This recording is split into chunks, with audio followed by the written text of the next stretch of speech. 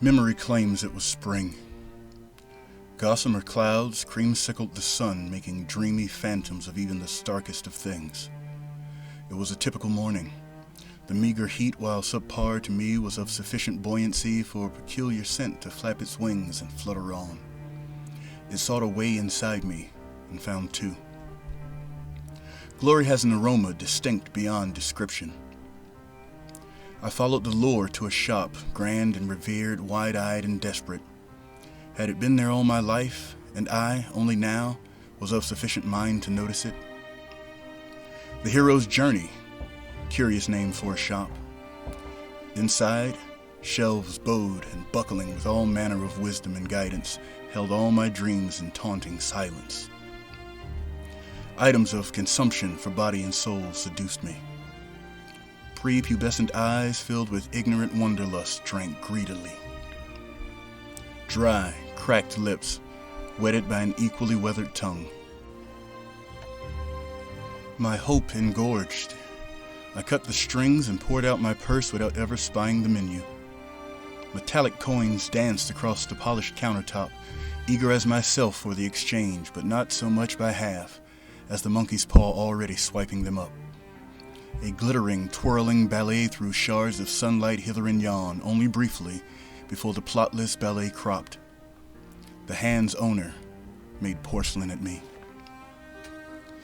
Used well, a smile is a weapon. Hard eyes, brilliant as sunlit angel wings above a promising smile, stared at my tiny face and handed me damnation. My oversweet prize, heaven between my fingers, subsumed me. Honey-covered, cream-filled lies flooded my mouth as I crossed enameled swords. I savored the flavor, never, not till now, questioning the ingredients of such a treat. As I swam in Bliss's narrow creek for the first time, I heard it. My name recited in song and hymn. Light in the eyes of all who noted my face. The days of my life made one with forever. My flesh, ambition's slave. For all my youth, everything of value that found its way to me I laid on that countertop, feasting without reserve upon whatever was served. Sweets made with a mother's love and sprinkled with a lover's ire, meat that once had a name but no longer, seeds made mature with time to enhance the other's potency. All were placed before me. Most still heavy with blood and memory, and always accompanied by those dead eyes and that promising smile. For years I left that bastion with grimy hands and stained clothes. Not even a napkin was offered. I see now it was all to make me comfortable, perfumed and gurry.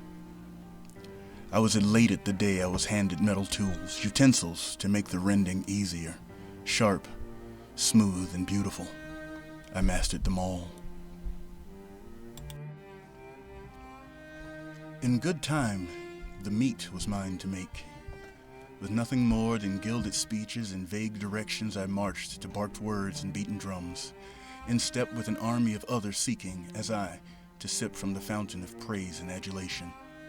We stepped straight-legged, heads and hands held high, too proud to be bothered with empathy or self-reflection, too far adrift to see the shore. I, with rapturous glee, made meat of things who once breathed and feared and dreamed as I, and no structure made by man could house my pride. My self-love was not the stars in the sky, but the measureless spaces between them. After the feast came the bloat, and later still came the aftertaste, the roiling in my guts as my heart and throat burned in some invisible fire. Sleep became troubled before burdensome, and finally elusive, save total collapse. Not only until I began to grow thick around the middle, my uniform creaking to serve me, did I ever see aught but what was placed in front of me. The next challenge, the next victory, the next verse in my song praising my name. The meat haunted me, visited the shores of my mind in my wakeless state, assuring me that a fee unpaid remained. A large number scribbled in red upon the Lord's ledger reminded me as if ink were blood. In the light of day, beneath the shining sun, I was the morning, wide and boundless, and within me all things were possible. I was the light of the angel's halo. I was the cover of the holy book promising eternity. But when the moon rose, all that I had done to climb the city and the tower replaced the sycophants and hollowed acolytes in my hall. I fell, as if a shooting star in the morning, to depths most nether. I have known a loneliness the darkest corners of death weep to witness. I have all I dreamed. I own all I desire. I am Lord of song and hymn. The price, I paid it gladly, but the cost.